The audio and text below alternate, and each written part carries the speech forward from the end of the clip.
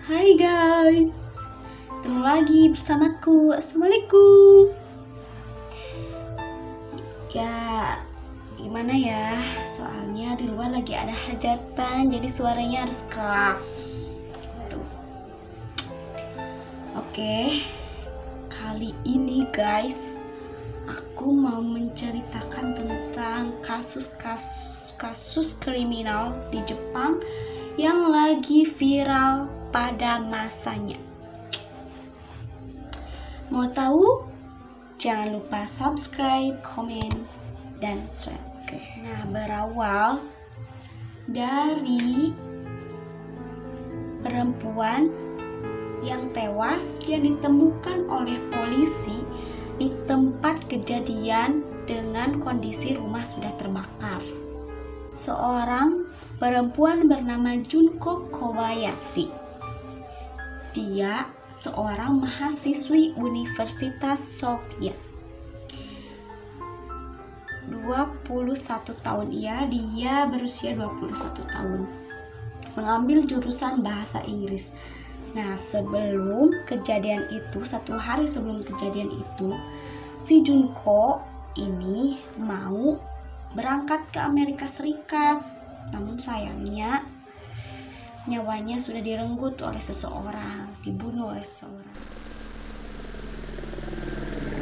Nah, berawal dari tanggal 9 September 1996, polisi menemukan seorang gadis yang tubuhnya dibaluti oleh selimut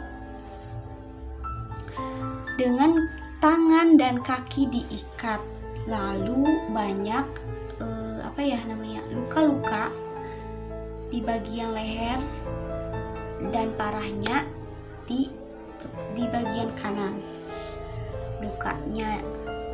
Nah, tapi pelaku itu pintar. Pelaku itu menyembunyikan jejaknya dengan membakar rumah Kobayashi. Jadi si Junko itu terbakar hangus tubuhnya. Meskipun rumah Kobayashi ini terbakar hangus, tapi polisi menemukan jejak darah. Nah, polisi itu memeriksa darahnya. Darah itu bukan milik si Junko ya, melainkan milik si pelaku.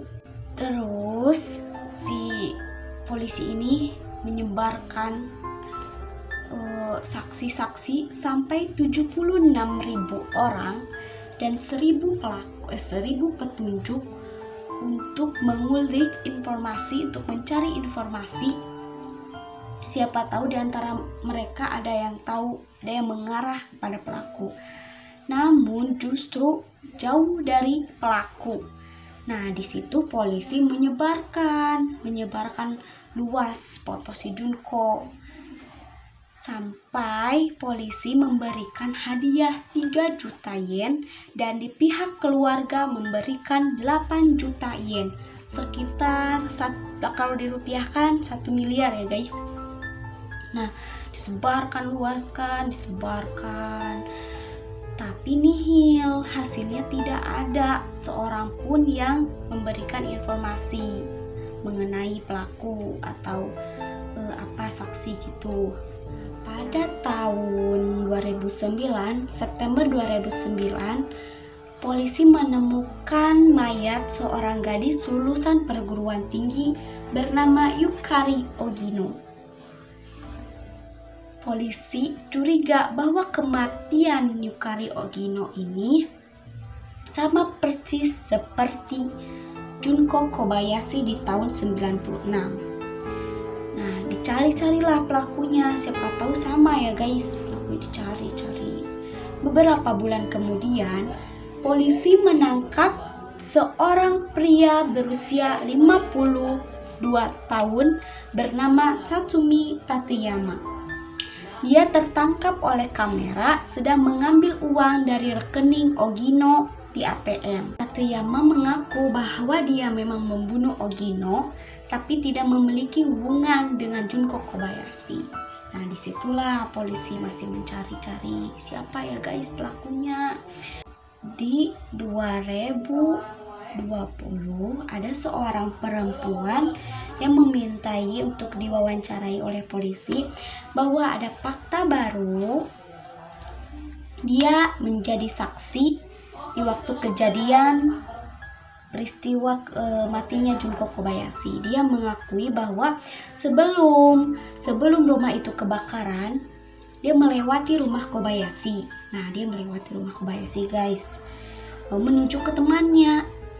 Dia melihat ada seorang pria yang lagi menatap ke lantai 2, tepatnya di rumah Kobayashi. Ciri-cirinya tingginya 150, usianya sekitar 52 sampai 60. Udah tua berarti ya guys. Nah, dia memakai oker, jas hujan, terus membawa payung hitam terbuka dengan mata terbalik.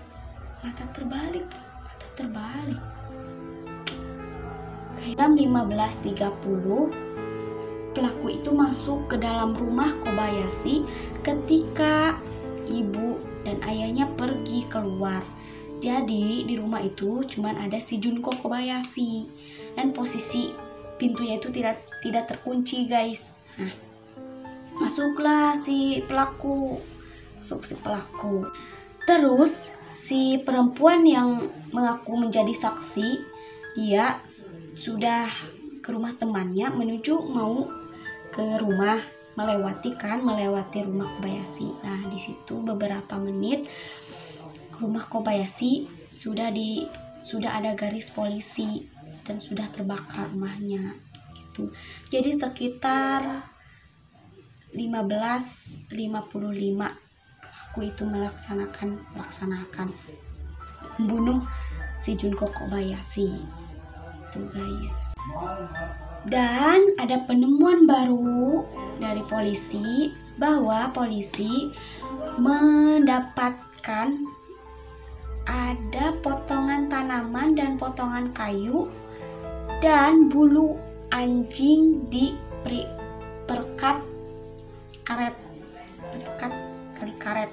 Nah, di situ menurut polisi bahwa pelaku sepertinya bersama hewan-hewan, selalu bersama hewan-hewan, tanaman gitu. Soalnya kan ada itu ya bulu anjing, memiliki anjing mungkin si pelaku, dan ada golongan darah A. Junko diduga dibunuh oleh pelaku menggunakan pisau buah. Sepertinya pisau yang digunakan oleh pelaku itu untuk memotong buah yang ada di tanaman yang dia tanam kali ya.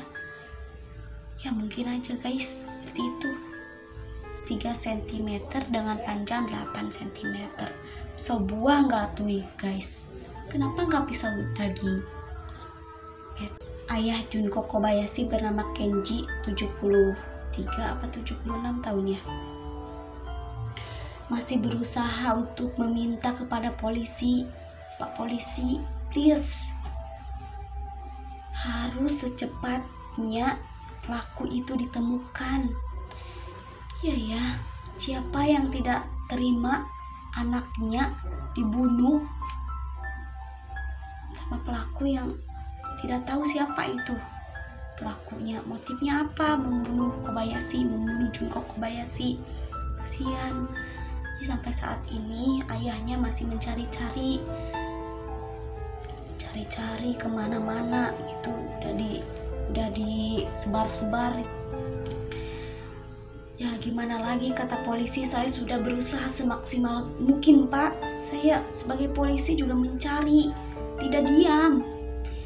Ya mas, hasilnya tetap nihil, tetap tidak ada informasi. Siapa pembunuhnya? Apa mungkin pembunuhnya ada sangkut paut dengan keluarga Kobayashi, kenalan ayahnya, kenalan ibunya, atau pacar Junko Kobayashi? Tapi nggak mungkin ya guys ya, bisa jadi itu orang jahat, real orang jahat yang tidak kenal dengan Kobayashi. Tapi masa Iya sih, pokoknya semoga polisi menemukan pelaku Junko Kobayashi dan ayah dan keluarga Junko. Semoga diberi kesabaran. Ini masih menjadi misteri, guys. Jadi polisi masih mencari-cari pelaku yang membunuh Junko Kobayashi. Polisi menutup sementara, tapi polisi juga masih mencari gitu. Kan di tahun 96 teknologi belum canggih ya, guys. Nah, sekarang udah canggih. Jadi polisi masih mencari-cari. Semoga ketemu pelakunya. Subscribe guys. Terima kasih sudah menonton videoku. Terima kasih. Assalamualaikum. Bye bye.